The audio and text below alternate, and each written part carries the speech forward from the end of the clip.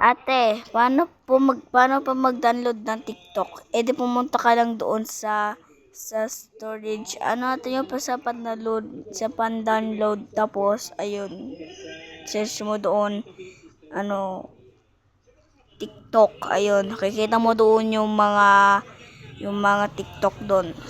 So ayun na yung mga inanom sa akin. Ate, ganda nyo po.